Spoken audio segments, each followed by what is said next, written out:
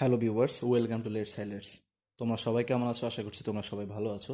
তো আজকে আমরা যে বিষয়টি নিয়ে আলোচনা করব সেটা হচ্ছে একজন বিখ্যাত আমেরিকান পোয়েট এমিলি ডিকিনসন তার লেখা একটি ফেমাস কবিতা I felt a funeral in my brain. এই কবিতাটি I felt a funeral in my brain, যার অর্থ হচ্ছে ফিউনারেল শব্দটির মিনিংস হচ্ছে যে অন্ত্যেষ্টিক্রিয়া, অর্থাৎ আমি আমার ব্রেইনে এক ধরনের অন্ত্যেষ্টিক্রিয়া অনুভব করেছি। অন্ত্যেষ্টিক্রিয়া যা বলতে আমরা বুঝি একজন মানুষ মৃত্যুবরণ করেছেন এবং মৃত্যুবরণ করার পর তার এখন দাফন প্রক্রিয়া চলছে, এটাকে বলা হয় অন্ত্যেষ্টিক্রিয়া। অর্থাৎ এই কবিতাটিতে একজন স্পিকার রয়েছেন যিনি হচ্ছেন এই কবিতাটির লেখক এমিলি ডিকিনসন। তিনি তার ব্রেনের মধ্যে এক ধরনের অন্ত্যেষ্টিক্রিয়া অনুভব করছেন এই কবিতায়, যার কারণে এই কবিতাটির নাম করেছেন I felt a funeral in my brain. এই কবিতাটি রচনা করেছেন বিখ্যাত writer Emily Dickinson. Emily Dickinson তিনি জন্মগ্রহণ করেছেন 10 ডিসেম্বর 1830 খ্রিস্টাব্দে ইউনাইটেড স্টেটে, এবং তিনি মৃত্যুবরণ করেছেন 15 মে 1886 খ্রিস্টাব্দে ইউনাইটেড স্টেটেই, অর্থাৎ তিনি 55 বছর বয়সে মৃত্যুবরণ করেছেন। এমিলি ডিকিনসন তার জীবদ্দশায় অনেকগুলো কবিতা ও অনেকগুলো কাব্যগ্রন্থ রচনা করেছেন। তিনি তার জীবদ্দশায় টোটাল 1775টি কবিতা রচনা করেছেন, এবং তিনি তার কবিতা ও কাব্যগ্রন্থে মূলত mysticism, symbolism, recurrent theme of death এই বিষয়গুলোর জন্য তিনি একটি বেশি পরিচিত। তিনি আহ, এমিলি ডিকিনসন তার জীবদ্দশায় যে টোটাল 1775টি কবিতা রচনা করেছেন, সেই 1775টি কবিতার মধ্যে আজকের কবিতা I felt a funeral in my brain এই কবিতাটি হচ্ছে তার লেখা কবিতাগুলোর মধ্যে 280 নম্বর কবিতা। এই কবিতাটি লেখক লিখেছেন, অর্থাৎ I felt a funeral in my brain এই কবিতাটির অ্যাবাউট হচ্ছে traces the speaker's descent into madness. আমি আবার বলছি, এই কবিতাটি তিনি যে সম্পর্কে লিখেছেন সেটা হচ্ছে traces the speaker's descent into madness. এই কবিতাটি হচ্ছে তার লেখা 1775টি কবিতার মধ্যে 280 নং কবিতা, যেটি তিনি লিখেছেন 1861 খ্রিস্টাব্দে, এবং এটি প্রকাশিত হয়েছে 1896 খ্রিস্টাব্দে, অর্থাৎ লেখক এমিলি ডিকিনসনের মৃত্যুর 10 বছর পর এই কবিতাটি প্রকাশিত হয়েছে। এই কবিতাটি হচ্ছে একটি কমপ্লেক্স কবিতা, অর্থাৎ জটিল ধরনের কবিতা, বাট এই কবিতাটি যদিও একটি কমপ্লেক্স কবিতা হয়ে থাকে, এই কবিতাতে লেখক সিম্বলিক্যালি যেটি বুঝিয়েছেন সেটি হচ্ছে অনেক ইজি এবং সিম্পল। এই কবিতাটিতে স্টানজা রয়েছে 5টি, এবং প্রতিটি স্টানজাতে 4টি করে লাইন রয়েছে, যার কারণে এই কবিতাটির টোটাল লাইন রয়েছে 20টি। কবিতাটির টোন হচ্ছে মরমেডনেস অ্যান্ড ইনস্যানিটি। আমি আবার বলছি, এই কবিতাটির টোন হচ্ছে মরবিডনেস অ্যান্ড ইনস্যানিটি। কবিতাটিতে লেখক যেটি থিম রেখেছেন, অর্থাৎ এই কবিতার থিম হচ্ছে the theme of the poem is the gradual লোজ of consciousness for a dying man of the earthly life and merging into another world an eternal world. অর্থাৎ এই কবিতাটির থিম হচ্ছে the gradual লোজ of consciousness for a dying man. একজন মানুষের জন্য যে মৃত্যুবরণ করেছে, যাকে দাপন করা হবে, তিনি যে ক্রমিকভাবে সিরিয়ালে যে তিনি তার চেতনা হারাচ্ছেন সেই বিষয়টি অফ দ্য আর্থলি লাইফ, যেটা হচ্ছে তার দুনিয়াবি যে জীবন রয়েছে, সেই দুনিয়াবি জীবনে যে তার যে চেতনাগুলো রয়েছে সেগুলো যে সে ক্রমিকভাবে সিরিয়ালভাবে যে সে হারাচ্ছে, এই বিষয়টি তিনি এখানে বুঝিয়েছেন। And merging into another world, এবং অন্য একটি জগতের সাথে সে মিশে যাচ্ছে, এই বিষয়টা বোঝানো হয়েছে অ্যান ইটার্নাল ওয়ার্ল্ড। আর যে জীবনটা হচ্ছে এক ধরনের শাশ্বত জীবন। অর্থাৎ এই কবিতাটির থিম হচ্ছে the gradual loss of consciousness for a dying man of the earthly life and merging into another world and eternal world. ঠিক আছে, এবার আমরা আলোচনা করব উক্ত কবিতাটির লাইন বাই লাইন। কবিতাটির প্রথমে আমি বলেছি এই কবিতাটির টোটাল 5টি স্টাঞ্জা রয়েছে, যার প্রথম স্টাঞ্জা লেখক বলেছেন I felt a funeral in my brain, and mourners to and fro kept trading, till it seemed that sense was breaking through. I felt a funeral in my brain, যার অর্থ হচ্ছে আমি আমার ব্রেনের মধ্যে এক ধরনের অন্ত্যেষ্টিক্রিয়া অনুভব করছি। And mourners to and fro keep trading till the seemed. And mourners, মোর্নারগুলো অর্থাৎ যারা এসেছে কান্নাকাটি করছে, মোর্ন করছে, শোকাহত যে মানুষগুলো, তারা to a fro kept treading, এদিক সেদিক তারা যাচ্ছে, ট্রেডিং তারা এদিক সেদিক যাচ্ছে, till the seems that sense was breaking through, অর্থাৎ তিনি তার ব্রেনের মধ্যে এক ধরনের অন্ত্যেষ্টিক্রিয়া অনুভব করছেন, যখন তার মৃত্যুর অন্ত্যেষ্টিক্রিয়ার সময় যেই মার্নার্সগুলো এসেছে, যারা কান্নাকাটি করতে বিলাপ করতে এসেছে, তারা এদিক সেদিক দৌড়াচ্ছে, এদিক সেদিক যাচ্ছে, যেটি the sense of breaking through, যেটি তার সেন্সকে এক ধরনের বিড়ম্বনার মধ্যে ফেলে দিয়েছে, লেখকের বিড়ম্বনার ফেলে দিয়েছে তার সেন্সকে। অর্থাৎ এর দ্বারা লেখক যেটি বুঝিয়েছেন, আমি একটা জিনিস শুনে রাখতে হবে, সেটা হচ্ছে যে এই কবিতাটি লেখক রচনা করেছেন মূলত destruction of the morality of the society, অর্থাৎ সমাজস্থ যে মানুষগুলো রয়েছে তাদের যে মোরালিটি ডিস্ট্রাকশন হয়েছে সেই বিষয়টি তিনি আইরনিক্যালি ইন্ডিকেট করেছেন। আর এই ফার্স্ট স্ট্যান্জাতে যেটি বুঝিয়েছেন সেটা হচ্ছে তিনি এক ধরনের অন্ত্যেষ্টিক্রিয়া অনুভব করছেন, যেখানে মার্নার্সগুলো এসেছে এবং তারা এদিক সেদিক চলাফেরা করছে, এদিক সেদিক দৌড়াদৌড়ি করছে, যেটি তার সেন্সের মধ্যে এক ধরনের বিড়ম্বনা সৃষ্টি করে দিয়েছে। এর মানে হচ্ছে মৃত্যুর পর সাধারণত যেই মার্নার্সগুলো আসে তারা সাধারণত যে কাজটি করবে সেটা না করে তারা অনেক বিলোপ করছে, তারা অনেক এদিক সেদিক ঘোরাফেরা করেছে, যেটি দ্বারা তিনি আইরনিক্যালি বর্তমান মানুষের, সমাজস্থ মানুষের যে লস্ট অফ মোরালিটি সেই বিষয়টাকে বোঝানো হয়েছে। মানুষগুলো সাধারণত মোরালিটি হারিয়ে ফেলেছে, কি করবে তারা না করে সমালোচনায়, অন্যের সমালোচনায় তারা সাধারণত সুযোগ দিয়ে যাচ্ছে, হাসি ঠাট্টা করছে। এই কবিতাটির দ্বিতীয় স্ট্যান্জা লেখক যেটি বলেছেন সেটা হচ্ছে, and when they all were seated a service like a drum kept beating beating till I thought my mind was going numb. এর পরবর্তী যেটা বলছে সেটা হচ্ছে অ্যান্ড এবং when they all were seated, যখন তারা সবাই বসেছে, অর্থাৎ মার্নার্সদেরকে উদ্দেশ্য করে বলছে, ওই মার্নার্সগুলো যখন তারা বসেছে, এ সার্ভিস লাইক এ ড্রাম, তারা এক ধরনের সার্ভিস দিচ্ছে লাইক এ ড্রাম, যেটা হচ্ছে এক ধরনের বাদ্যযন্ত্রের মতো, ড্রামের মতো। Kept beating beating till I thought, অর্থাৎ তারা কেমন জানি আঘাত করছে ড্রামের মধ্যে, অর্থাৎ এক ধরনের নয়েজ সৃষ্টি করছে, সাউন্ড করছে, তারা বিলোপ করছে। টিল আই থট, যখন আমি চিন্তা করেছি, মাই মাইন্ড ওয়াজ গোয়িং নাম্ব, আমার যেই মাইন্ড রয়েছে সেটা এক ধরনের অসাড় হয়ে গিয়েছে।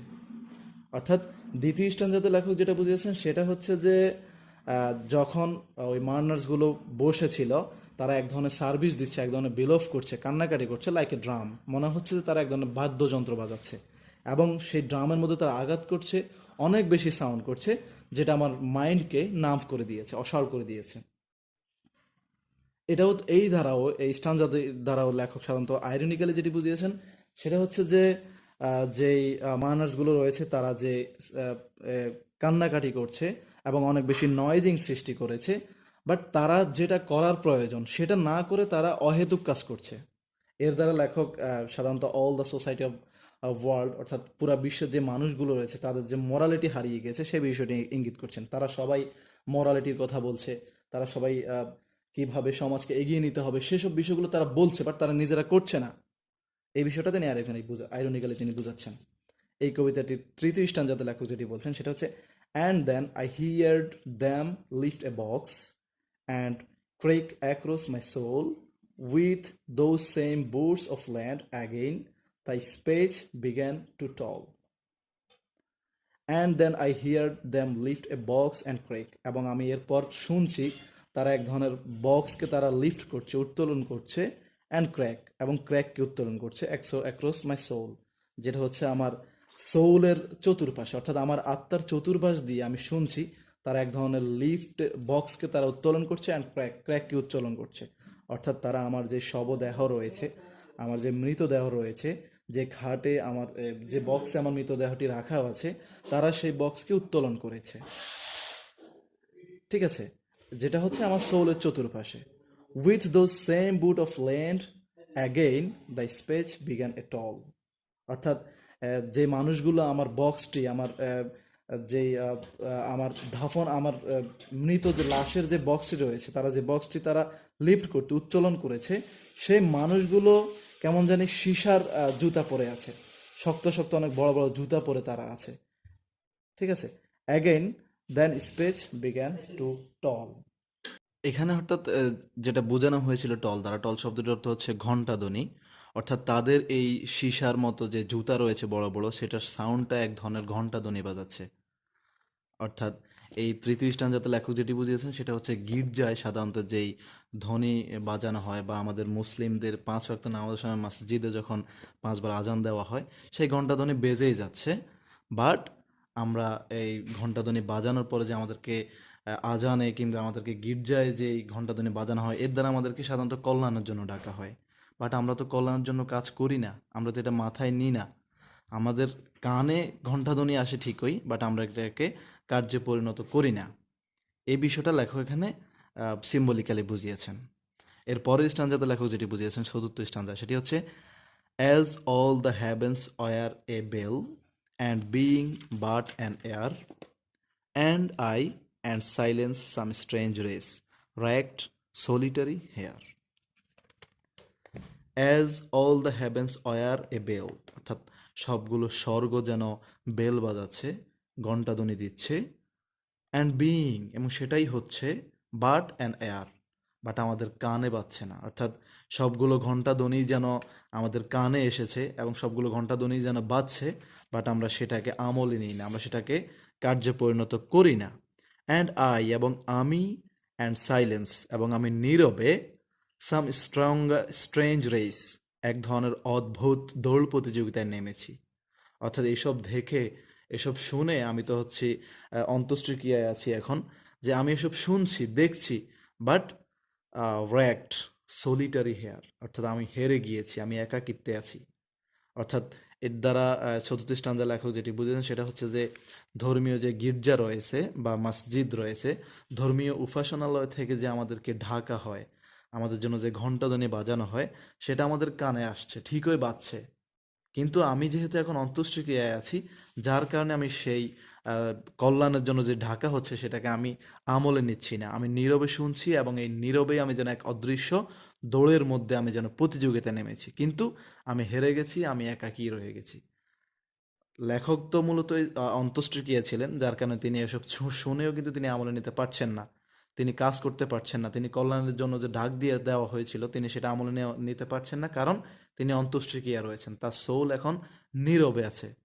অর্থাৎ এর দ্বারা তিনি পুরো পৃথিবীর সকল মানুষকে বোঝানো হয়েছে যাদের মোরালিটি হারিয়ে গিয়েছে, যাদের রেশনালিটি হারিয়ে গিয়েছে, তাদের উদ্দেশ্যে বলা হচ্ছে যে মানুষগুলো আমার মতোই, মনে হচ্ছে তারা সবাই অন্ত্যেষ্টিক্রিয়ায় নিমজ্জিত, তাদের সবার কানে কিন্তু ঘণ্টাধ্বনি বাজছে, মসজিদ কিংবা গির্জা থেকে, ধর্মীয় উপাসনালয় থেকে তাদের কানে কিন্তু শব্দ আসছে, বাট তারা সেটাকে আমলে নিচ্ছে না। এরপর লাস্ট স্ট্যান্জাতে লেখক যেটি বুঝিয়েছেন সেটা হচ্ছে and then a plank in reason broke and I dropped down and hit a world at every flank and finishing knowing then. এই সর্বশেষ স্ট্যান্জাতে লেখক যেটি বুঝিয়েছেন, প্লাঙ্ক শব্দটির অর্থ হচ্ছে যে তক্তা, ঠিক আছে। অর্থাৎ and then a plank in reason broke, অর্থাৎ আমাকে কেন জানি একটা তক্তার রাখা হয়েছে, অর্থাৎ তক্তা দিয়ে আমাকে এ, উম, ভাঙ্গা তক্তা দিয়ে আমাকে ঢেকে রাখা হয়েছে। অ্যান্ড আই ড্রপড ডাউন, এবং আমি নিচে নেমে গেছি, আমি পড়ে গেছি, অ্যান্ড ডাউন, এবং অনেক নিচে আমি নেমে গেছি। অর্থাৎ তার অন্ত্যেষ্টিক্রিয়ার যে চৌকি থেকে তাকে নামানো হয়েছে বক্স থেকে, এবং তাকে কবরে শায়িত করা হয়েছে, দাফন করা হচ্ছে, তখন তাকে কাঠ দিয়ে ডেকে রেখেছে এবং অনেক নিচে তাকে ফেলে দেওয়া হচ্ছে, অনেক নিচে। অ্যান্ড হিট এ ওয়ার্ল্ড, এবং একটি বিশ্বের মধ্যে আঘাত করা হচ্ছে, অ্যাট এভরি প্লাঙ্ক, প্লাঙ্ক শব্দের অর্থ হচ্ছে নিমজ্জিত হওয়া।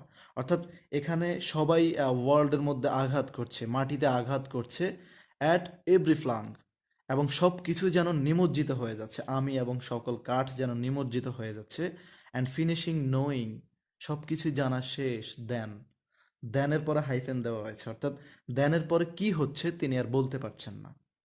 অর্থাৎ এখানে লেখক সর্বশেষ স্ট্যান্জাতে যেটি বুঝেছেন সেটা হচ্ছে তাকে ওই বক্স থেকে নামা হয়েছে এবং কাঠের তক্তা দিয়ে তাকে ঢেকে রাখা হয়েছে, তক্তা সহ তাকে অনেক নিচে ড্রপ ডাউন করা হয়েছে, অনেক নিচে তাকে নেমে দেওয়া হয়েছে। অ্যান্ড হিট এ ওয়ার্ল্ড, এবং মাটিতে মানুষ আঘাত করছে, অর্থাৎ মাটি দিয়ে তাকে দাপন করে দেওয়া হচ্ছে। অ্যাট এভরি ফ্লাঙ্ক, সব কিছুই তখন নিমজ্জিত হয়ে গেছে, সে এবং তার যে কাঠের টুকরোগুলো রয়েছে সব কিছুই নিমজ্জিত হয়ে গিয়েছে। অ্যান্ড ফিনিশিং নোয়িং, এবং জানা শেষ, দেন, এরপর তিনি আর কিছু বলতে পারছেন না। অর্থাৎ তিনি যে অন্ত্যেষ্টিক্রিয়া ছিলেন, তাকে যে দাপন করার জন্য নিয়ে আসা হয়েছে, বক্স থেকে তাকে নামা হয়েছে এবং তাকে মাটিতে নিমজ্জিত করা হয়েছে, অনেক বেশি নিচে তাকে ড্রপ করা হয়েছে, রাখা হয়েছে, কাঠ দিয়ে তাকে ডেকে রেখে ওই কাঠ সহ তাকে যেন কেমনভাবে খুব নিচে, মাটির নিচে তাকে ফুতে ফেলা দেওয়া হচ্ছে, অর্থাৎ কবরে শায়িত করা হচ্ছে, দাফনস্থ করা হচ্ছে।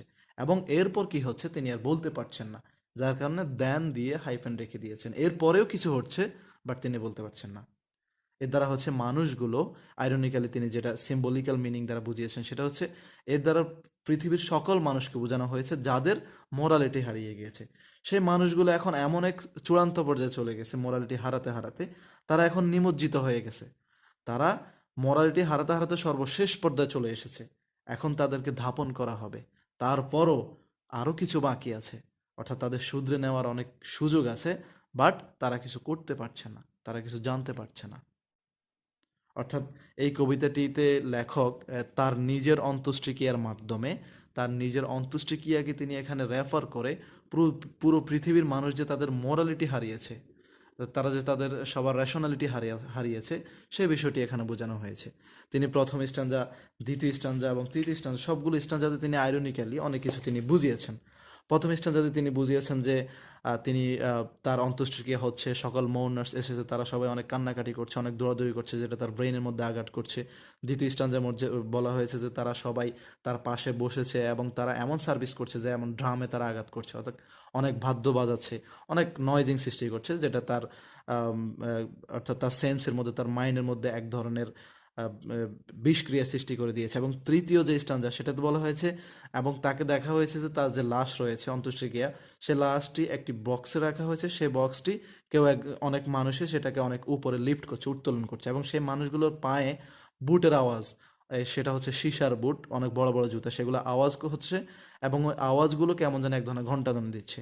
অর্থাৎ এর দ্বারা লেখক বুঝিয়েছেন সবগুলা যেই ধর্মীয় উপাসনালয় রয়েছে, গির্জা রয়েছে, মসজিদ রয়েছে, সেগুলোতে কল্যাণের জন্য ডাকা হচ্ছে, বাট কেউ কোনো আমলে নিচ্ছে না। লেখক তিনি তো অন্ত্যেষ্টিক্রিয়া আছেন, তিনি এই সকল সাউন্ড সাউন্ড কিন্তু শুনে তিনি কিছু করতে পারছেন না। এর দ্বারা বোঝানো হয়েছে সকল মানুষ যারা মোরালিটি হারিয়েছে, তারা এই সকল কল্যাণের ডাক শুনেও তারা কিছু করতে পারছে না। এরপরে বলা হচ্ছে যে এক ধরনের ঘণ্টাধ্বনি বাজাচ্ছে, যে তার লেখকের কানের মধ্যে, স্পিকারের কানের মধ্যে আসছে, এবং তিনি নীরবে এগুলো শুনছেন। তিনি একটি স্ট্রঙ্গার রেজ দিয়েছেন, বাট তিনি হেরে গিয়েছেন, তিনি একাকী হয়ে গেছেন।